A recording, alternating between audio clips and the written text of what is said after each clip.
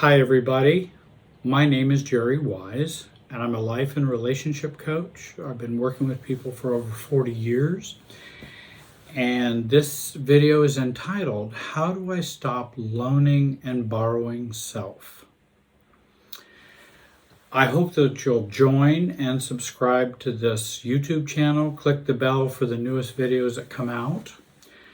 I also have 3 workshops for rent or purchase on my website. And I do have a workshop coming up April 10th, 2021 on Saturday on overcoming shame and guilt through family of origin work. And I might mention, it's not a matter of you have to go talk to your family about all that. It's about dealing with the family of origin within you. It can include an actual live family of origin that you're dealing with, but it's dealing with the past family of origin and how you function in the present family of origin for you, for that workshop. Let me start by saying, when we grow up in a dysfunctional family and we receive the transgenerational inheritance of low self-differentiation, low self-esteem, shame, guilt, abandonment, all of those things that occur in dysfunctional families. This sets us up for borrowing and loaning self to maintain our bucket, which is pretty empty, and to maintain an equilibrium of self, and we need to borrow or loan it to do that, and I'll talk more about that. I have to give something of myself or borrow something from you to be a self, is what I'm talking about. And so we end up living in this ongoing dance of loaning, borrowing. And this is so common for adult children of alcoholics, adult children of narcissists, adult children of abuse, or any other number of problems that people experience growing up. Said in another way, when I feel a deficit of self, and it can be unconscious until we learn to be aware of it and identify this, so it's many times starts out unconscious. When I feel a deficit of self, I must acquire from you a measure of self that I lack. And when I feel a deficit of self, I may loan some of myself to you so that I can fill up my bucket and take care of some of that deficit. So there's this loaning and borrowing going on. Let me describe this process a little more.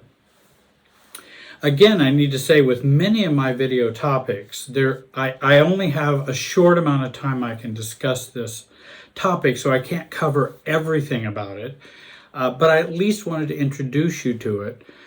Any of the topics that I do as videos on YouTube end up being the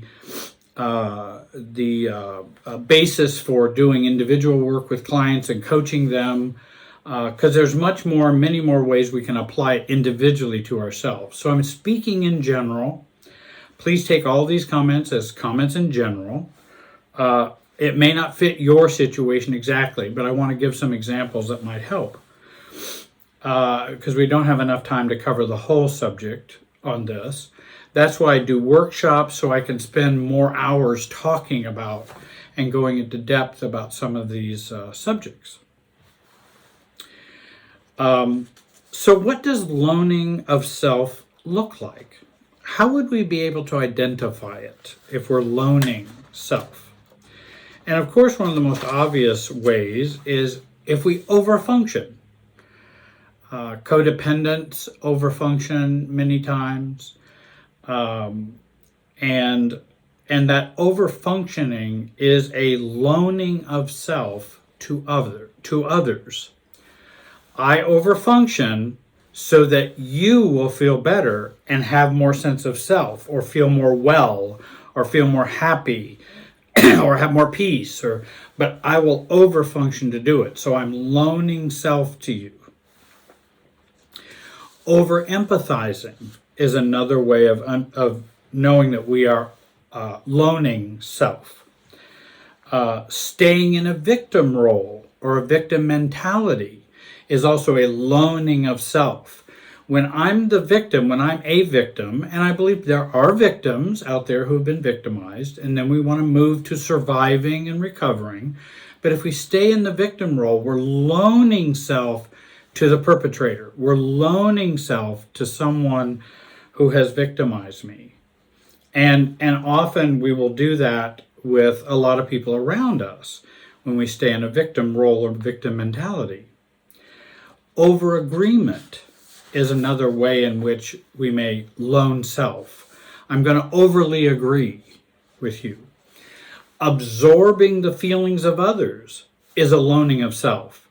Here, let me absorb your feelings, which then is not very self-oriented for me. I'm going to absorb your feelings. Now you're going to feel better, but I'm going to absorb all your feelings. So I'm loaning some self to you so you feel better.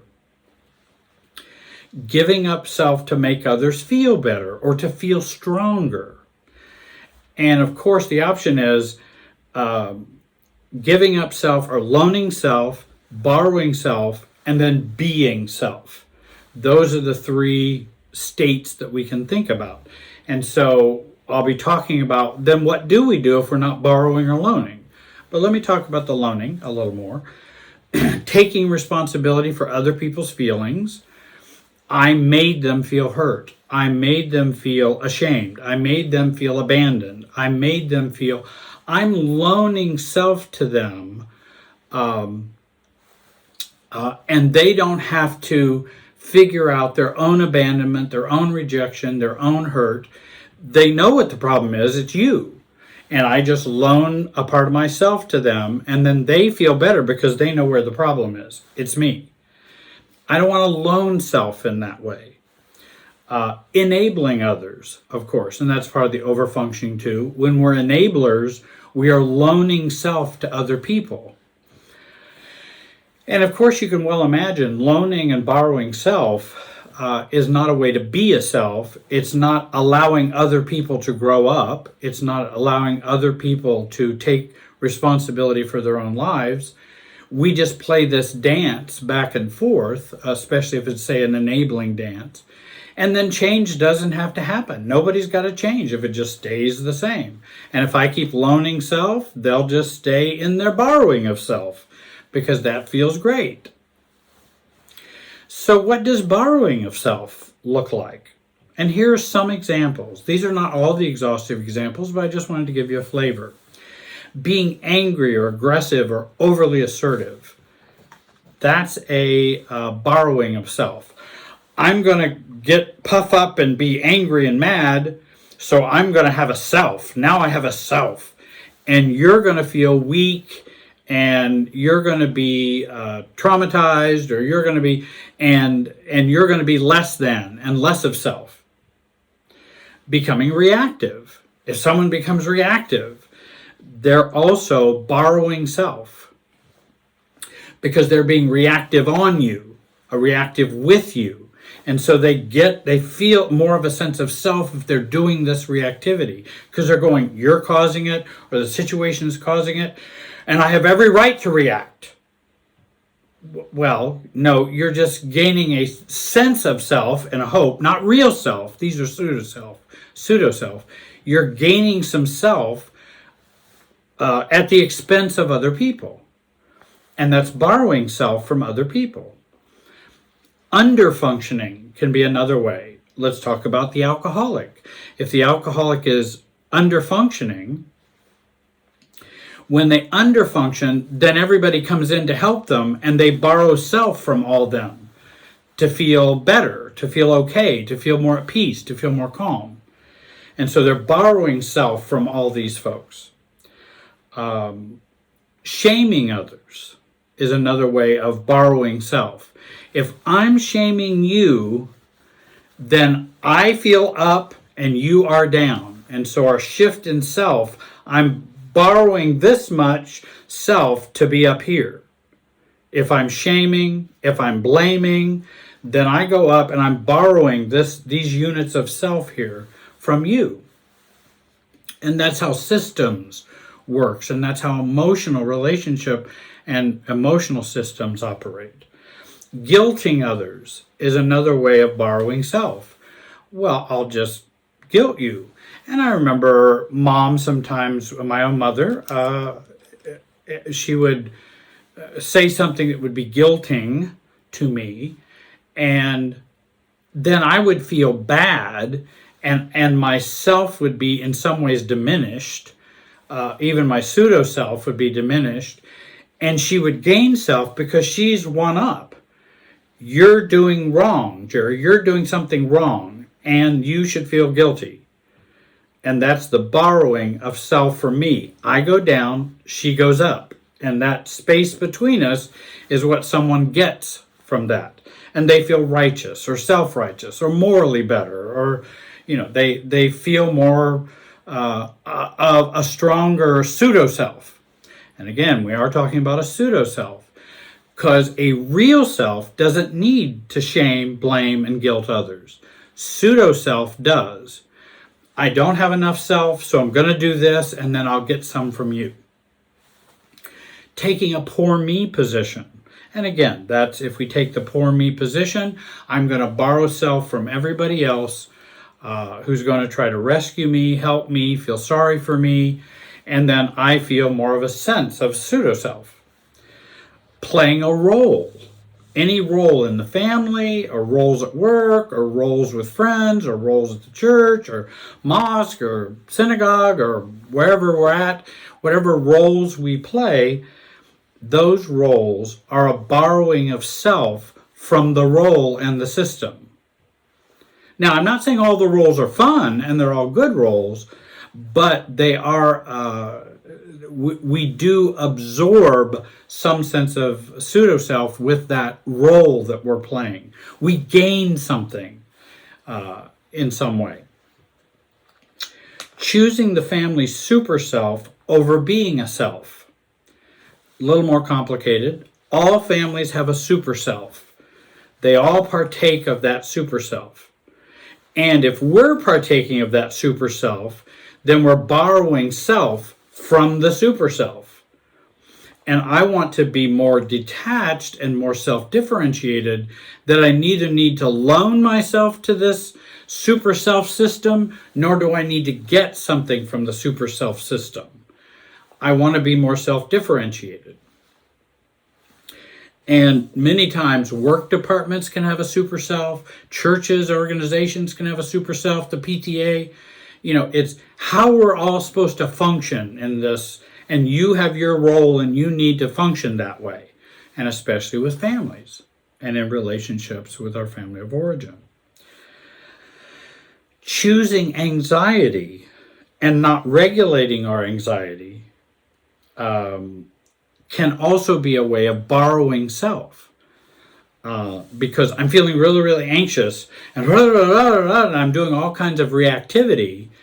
And in some ways, you're right, it's uncomfortable. I don't like that. It may feel bad. I may not even be aware of it, that I'm being triggered by anxiety. But in some way, I'm going to try to find some self through this reactivity and anxiety. Because I'm feeling anxious and I'm feeling reactive. So this reactivity is going to go out, and I'm going to borrow some self from that. Using triangles to maintain our sense of self. That's also a borrowing of self. When, if Mary tells me, Jerry, I didn't like that you and Fred went to the party and didn't invite me. And I think Fred's pretty selfish that way. And really, I don't know if I want to be friends with you anymore. Now, I start feeling reactive. I start feeling anxious. Then I go talk to Fred about this. Guess what Mary said? Now I'm borrowing self from this triangle. I now need to borrow self from the triangle that we have. And that's going to cause problems. Triangle is an excellent place to borrow and loan self. When I function in a relationship in ways that put me higher, lifts me up, makes me more powerful, or I become superhuman, or I become really exercised or reactive, then I feel like I'm exerting myself, or I'm doing for others what they can do for themselves, then again, I'm loaning self to others.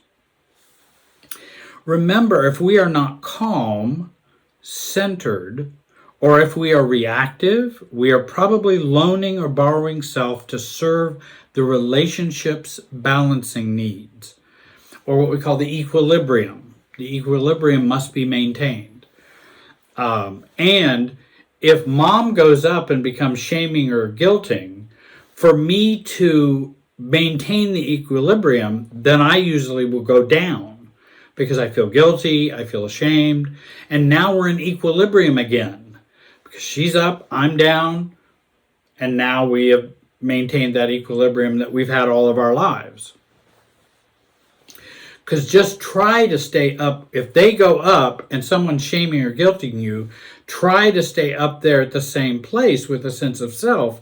It's a lot more work, and it requires calmness, centeredness, to be able to not go down and loan that self to them.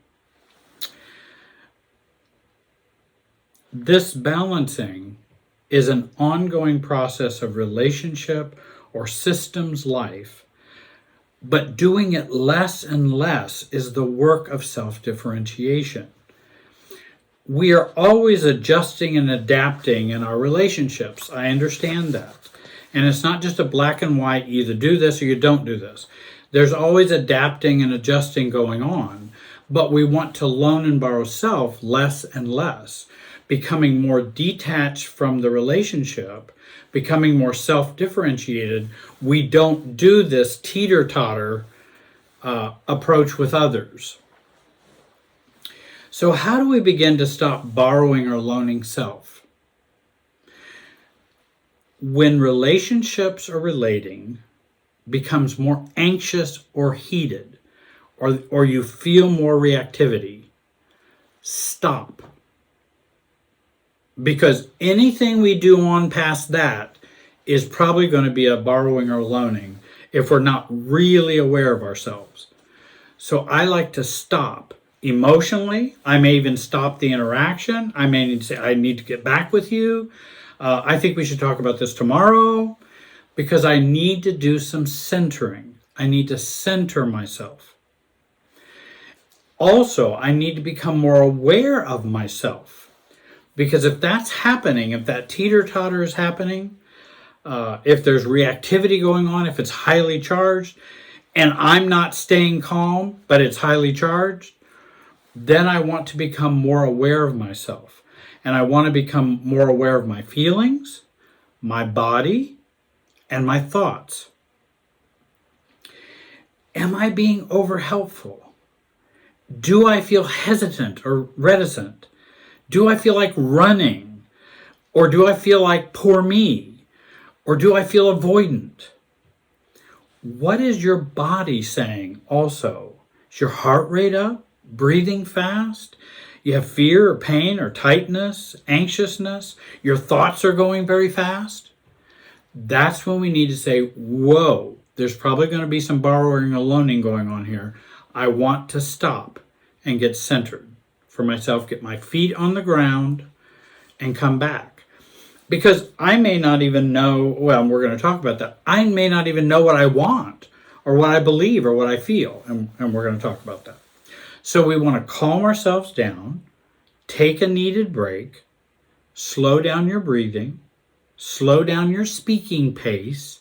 I always know when I get talking too fast, there's probably something that has been triggered. And we want to resist reacting to their anxiety and their reactivity. We want to resist reacting to that. And remember, as in Margaret Paul's book on inner bonding, she talks about nobody can make you feel something, and you can't make somebody feel something. Our feelings are our responsibility. Their feelings are theirs. Even if they're saying it's your fault for me being reactive, that doesn't make it true. define yourself. And so we want to stop and define ourselves. Ask yourself, what do I want? What do I believe in this situation? Ask yourself, what are my values and principles in this situation? What's most important to me? And what do I believe? I encourage you to practice self-differentiation as taught by many of my videos. Also Harriet Lerner, Jenny Brown, Brene Brown, Roberta Gilbert, and other Murray Bowen Family Systems authors. I also encourage folks to become more aware of their triggers for borrowing and loaning self. And guess what some of those triggers would be? Shame, abandonment or fear of abandonment, rejection, guilt, worthlessness, self-hate or self-rejection, and many others that can be triggers for I'm either going to give up myself or I need to borrow self by becoming reactive. Let me give you some more examples of borrowing and loaning self. Borrowing self. Mom says you are so ungrateful and so selfish. She needs to be up, and so you need to be put down. Because she's needing to get up. She needs to shift the teeter-tot that way. Teeter-totter that way, so that she can gain some self. She's needing to gain some self and to be righteous or up or knowledgeable or parenting or your mother or whatever she needs to do. Loaning self, I might respond, well, Mom, what can I do to make you feel better about me? That's a loaning of self to her. I don't need to loan a self to her. I don't need to loan to fill up her sense of pseudo-self. Selfing response, Mom, I don't see it quite that way. I know that's how you feel, but I see it and I see me differently. And then I might go on and say, and what's for lunch? Because that conversation is not going to go well if I stay engaged in it. And especially if Mom or the other person is exercised or triggered or is intense, or it's not going to go anywhere positive. So I want to make a self-differentiating statement and then I can move on. And if there's enough relationship between us where it's warmer or more respectful or more open, then I could also go further and say, well, I don't see it that way. And I would ask you to not make statements which are put downs to me. But again, you have to have more of a relationship to be able to do that. Because again, they just may get more reactive. Some people might respond to that, and some family members might respond to that. Another example, borrowing self. Your brother says to you, I'm always the one who the family blames, and I'm tired of it, Mary. Loaning self. Mary's going to say, well, that's not true, Bill. You're looking at it wrong. I really think you're great. Here, Mary is trying to be encouraging and trying to build her brother up. Building up someone often does not work, nor does it last. And yet I've kind of loaned some self out to do that. I would encourage you, if you're interested in encouragement, to read the book by Dr. Larry Crabb, C-R-A-B-B. It's entitled Encouragement. And I really like how he expresses if you really want to encourage somebody, the best way to do it is to address the fear. If you really want to encourage someone. And so you might want to read that. He's a good Christian psychologist and does a great job on that topic. I learned a lot from him. Now, so I've talked about the brother making the borrowing statement, the Mary making the loaning statements. Hey, I hope you'll feel better. What can I do to make you feel better? You're looking at it wrong. I really think you're great. Why don't you look at yourself as being great? A self response would be, Bill, I'm sure you have felt that way. I view you differently. I hope someday those views can change for you. And if you're noticing, I'm saying, I view you differently. I'm not trying to make him view himself differently. I'm just giving information about how I view him. That's what I'm doing, which is my honest, authentic self. He doesn't have to accept that or believe it, and I just say differently. But that is a statement of difference. It's not, let me try to convince you that you're good and you're okay and don't feel that way. And, I don't want to get into that, because now we're into loaning and borrowing self. Now, Bill can take my statements and, I said, I view you differently, Bill. I'm sure you have felt that way. I acknowledge what he said, and I hope someday those views can change for you. And what I'm implying is those views could change for you if you do the work to change those views. But I'm not your therapist, so I just would want to go, I hope those views change for you. Another example, loaning self. My friend says, well, let me do that, Jerry. I'll call all the people for the party. I'll also bring all the food. I borrow self by saying, well, okay, if you really want to. And I'll just let them be up there and I'll take what they're going to give me. The self is, well, that doesn't seem quite fair, Mark. How about we split the list in calling them and I'll bring my share of the food to the party? Borrowing self and loaning self. Here's a borrowing self. Well, if you want to improve our relationship, why don't we talk every day? I would like you to talk every day. I've had clients that have been trying to work out their relationship with their sister, and the sister is demanding about how often they contact her, and I'd like you to call every day. Loaning self-response by the client would be, well, okay, I guess I could do that if that's what you want. Now we have a borrowing self and a loaning self. A self-response is, sis, I think it would be more realistic for me to call you and that we talk once a week. I would really enjoy doing that. Another example, let's say borrowing self. Your boss says he's borrowing self. I think you should take over Bob's job while he's away on leave. Loaning self, okay, boss, I'll do it. Versus a self-response of, I'd be happy to help with all the things I'm responsible for. I could do these 3 things that Bob does until he comes back.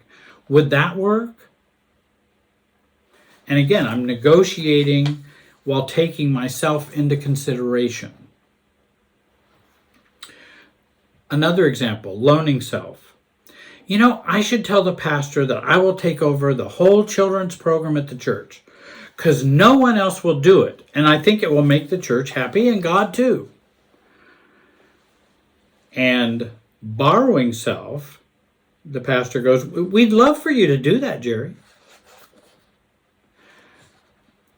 A self-response would be, Pastor Kevin, I might suggest our church educate our members on service and start some service groups or service committees or that can share the responsibility for what we need to have done at the church. Because I know the pastor can't do everything, and everyone should be invested in our church according to their gifts and their abilities. And certainly I'm willing to be of help or to head up one of the committees, or I don't mind doing that. I take into consideration myself and the situation. Another example of loaning self, I'm tired of you always criticizing me and making me feel bad. Well, you do it too, Mom, and I learned criticizing from you, Mom. A self response. I'm sorry you feel that way to always feel criticized by me. Maybe we need more time where we just enjoy our time together without conflict. And one last example, a husband comes home from work, says to his wife, borrowing self because he's not feeling good. He's feeling down and he wants to borrow that self from her. Well, Mary, what did you do all day? Loaning self, well, I watched the kids, I did the dishes, I cooked, I cleaned the pantry. I just don't sit around here all day, Steve. Then we have the loaning of self and borrowing of self. Steve feels up here and superior. A self response, I think of, well, Steve, why do you ask? Or Steve, what's on your mind? Or how was your day? Steve, was there something you wanted me to do? Because his question is not looking for an answer, it's looking for an impact. And often when we go into answering it, we're forgetting that it's looking for an impact, not necessarily an answer. I want to share with you, I have a workshop coming up in April. I hope that you'll sign up on the website to get updates. There are 3 workshops available, which I believe would make for a great masterclass, and check out all 3 for sale or rent. I want to thank you for joining me today. Have a great day and be wise.